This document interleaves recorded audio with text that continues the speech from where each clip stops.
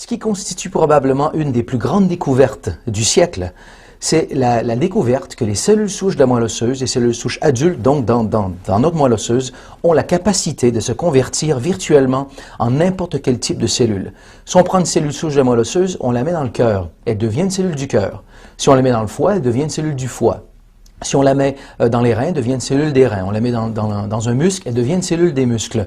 Et c'est comme ça pour à peu près n'importe quel tissu du corps humain. Donc les cellules souches de la moelle osseuse ont cette capacité à se convertir virtuellement en n'importe quel type de cellule.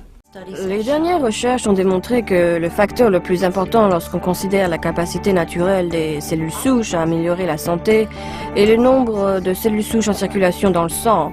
Par exemple, une étude publiée dans le New England Journal of Medicine a conclu que le nombre de cellules souches en circulation est un des meilleurs indicateurs de la santé cardiovasculaire et que plus le nombre de cellules souches en circulation est élevé, meilleure est la santé cardiovasculaire. Et cette observation s'applique aussi à d'autres systèmes du corps et conséquemment à la santé en général.